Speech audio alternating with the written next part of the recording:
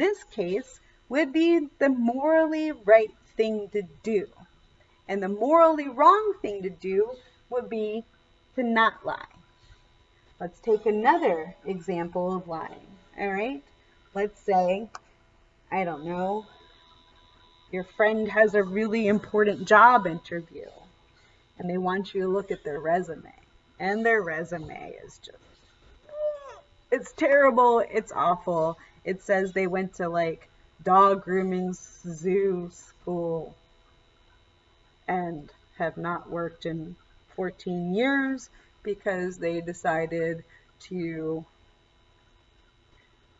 dog groom school in their backyard for nobody. But this is a job interview for, I don't know, a lawyer, right?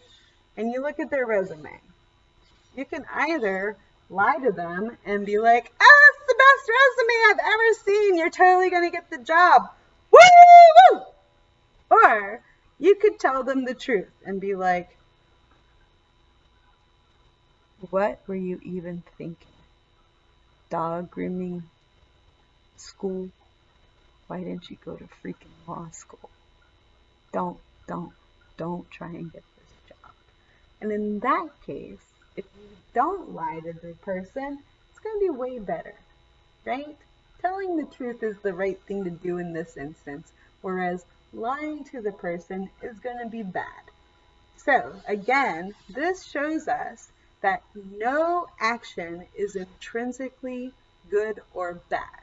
It all depends. Remember, the morality of an action depends on its consequences.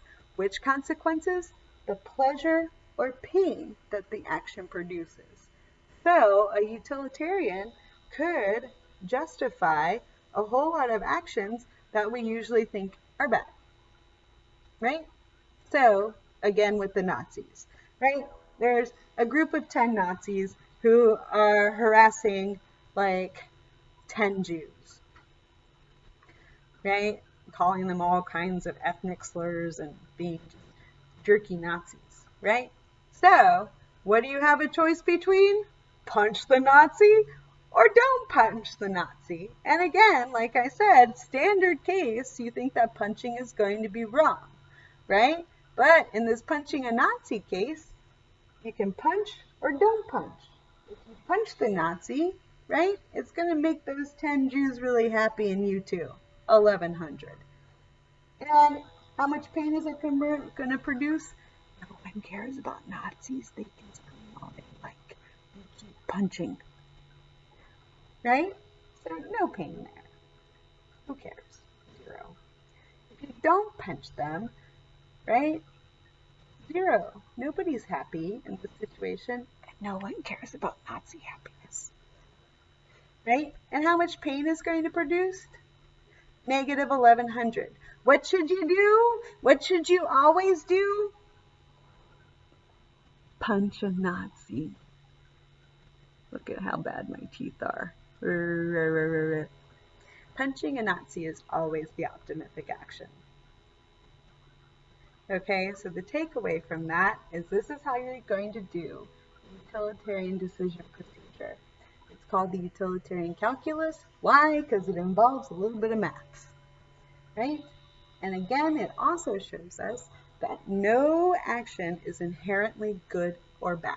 It all depends. The morality of the action all depends on the optimisticity of the action, whether it produces the best overall results in terms of pleasure and pain. That's going to determine the morality of an action. So, not only does utilitarianism work in your standard cases of forking somebody in the eye, kicking babies down the stairs, bowling puppies into knife blocks? I don't know, whatever, right? Your standard cases tend to cause harm. Don't do those things, right? What kind of things tend to cause pleasure?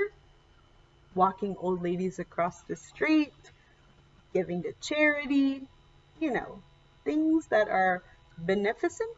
Yes, that's the word, beneficent, right? things that are good for others are usually the right thing to do. In your non-standard cases, for instance, stealing, right? We usually think that stealing is inherently wrong, but for utilitarians, it isn't. If the stealing provides us with the optimistic result, as opposed to not stealing, what do we have to do? You steal that cat food. You take it right off that shelf. You put it in your pocket and you walk away happy as a clam. Okay. I think that's enough for now. I'm going to also add that cute little video at the end. All right. Bye-bye. Hold on.